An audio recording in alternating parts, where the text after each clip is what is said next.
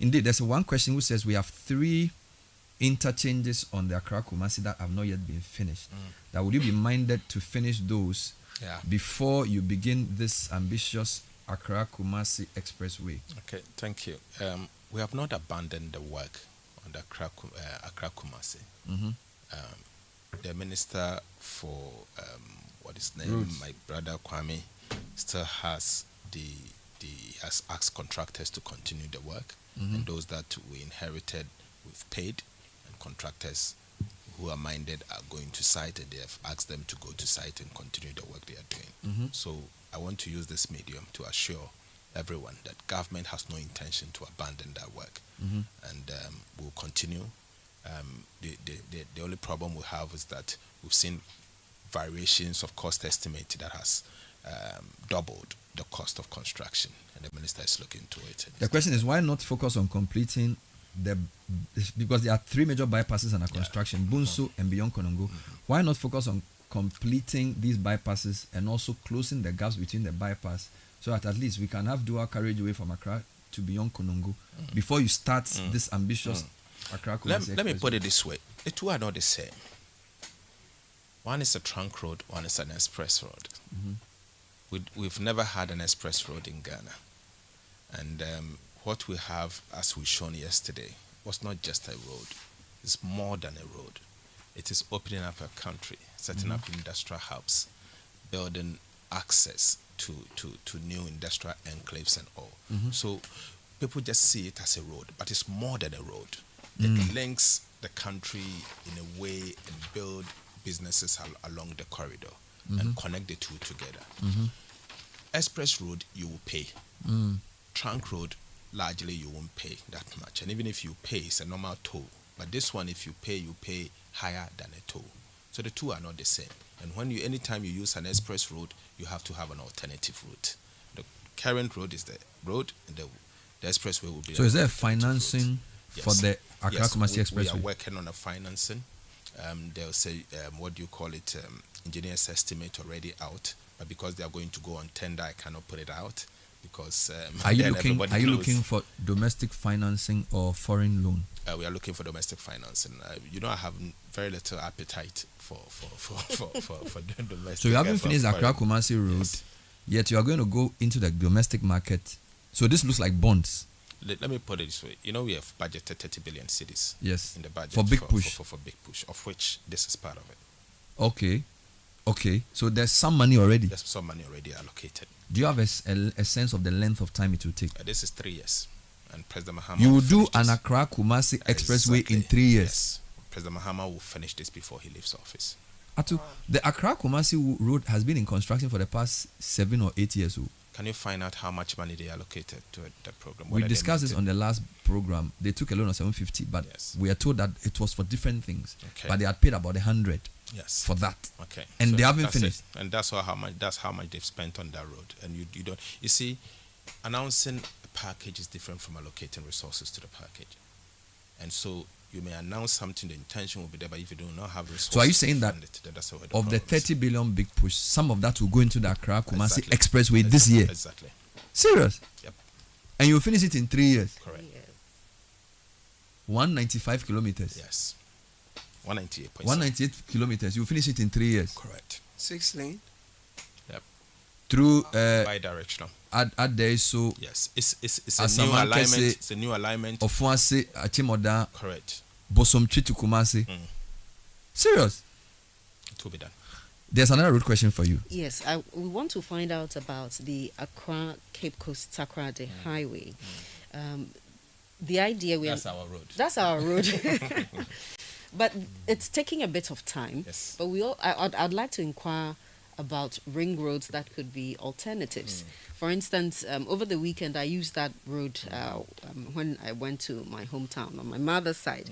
But the question is that we decided to branch at Swedru and then go through the Bojoase. Very terrible road. It's rocky. But then it provided an access for us. Why do you have that in mind to make those ring roads available as well, to work on them? Okay. Kakra, our road infrastructure is in a bad state. That is a fact. We need to strategically, improve on our road network. But there's a caveat. You can't take on too much, more than your ability to pay. Otherwise, you will end up awarding 111 hospitals and finish none.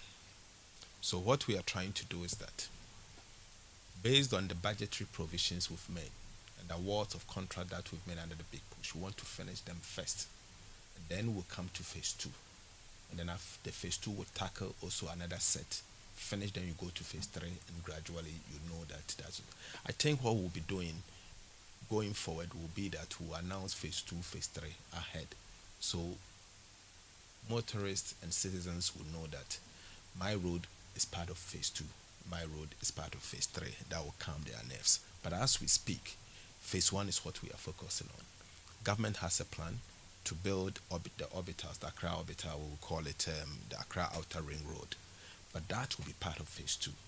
And then I'm sure we need to, and that is why the president said he wants to make sure that the big push that he's cutting short on, he can finish it in 24 months. After 24 months, he can launch the second phase.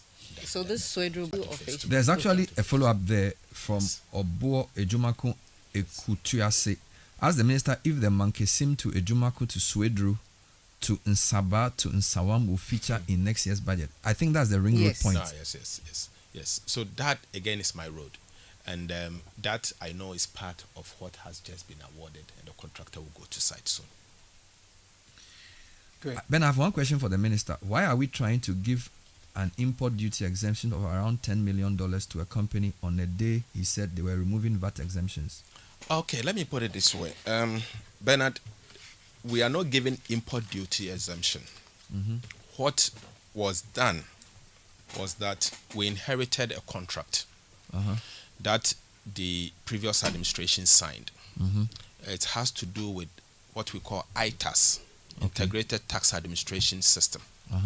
So when we inherited a contract, it was also a prior action under the IMF program that Ghana implement an integrated tax administration system for the domestic tax. And MPP has signed a contract, the contractor has mobilized and all. Mm-hmm. They failed to go to Parliament to get parliamentary approval in line with Section 33 of the Public Financial Management Act. So I first sat and renegotiated a contract, brought the contract down from 54 billion to 44 billion and saved the taxpayer about $10 billion. Took it to cabinet, got approval, and I need to take it to Parliament for approval before we can begin the implementation of the contract. It is an inheritance. It was signed, and you need to rectify it for future before you can implement it, and that is why we are taking it to Parliament. Somebody wants me to in any case, we have rather saved the taxpayer $10 million United States dollars. Will you subject the Accra Kumasi Expressway to the yet to be created value for money office? Correct. It depends on Parliament. Parliament will have to assist me to quickly get that approved. And as soon as that is approved, will the value for money office be under the office of the president or to be in Parliament? Will be at the Ministry of Finance. But that becomes self-serving, doesn't it? No, it doesn't. For independent analysis. No, in the past, we were using companies like Crown Agents. Yes. Who are outside of their jurisdiction. Correct. If you want to do independent value for money, don't you think Parliament is a better place? Okay, so we looked at models across the world. We look at the Canadian model, the UK model, the Australian model, the UK model, the US model, the Australian model. None of them sits at Parliament or their legislature arm of government. No, none of them has that structure. It is, some are an office at the Ministry of Finance, some independent with the Ministry of Finance oversighting on, and that is the structure. You know my problem? Yes. You as Ministry of Finance has just said you want to do an Accra Kumasi Expressway. Yes. No, it's not Ministry of Finance doing it. It's the, yeah, it's but the you believe it? Yes, I believe it. So if Bernard Abler is the head of Value for Money Office and my minister has just announced a grand project that I announced it on behalf of government. Good. So will I have the balls to say this is not value for money? Yes. They have you to. Sure? They have to. That is why they are there. That he will, a No, technocrat you see- in value for money office will say You see- the president's decision to do Accra Kumasi Expressway is not value for money, so they should stop. No. And you will listen You to see, it. Let me. The value for money office is not there to say that this project is not viable. Uh-huh. It is there to assess the cost and to make sure that the cost is in tandem with best practices and the project is not overloaded. Fair or enough. So that overpriced. means the project has already been agreed. Okay, so you agree on the concept Uh-huh. and then you subject it to value for money. Currently, we do value for money. But what if you agree? Crown to agent a does not. I get you. So Yes. then the value for money office is very limited, because I think you should be able to say this proposed project doesn't make sense. It should be the scope of the value for money office's mandate should be able to say, Minister, it's a great idea to say you are going to do Accra Kumasi Expressway, but when we look at everything else, it doesn't give value for money.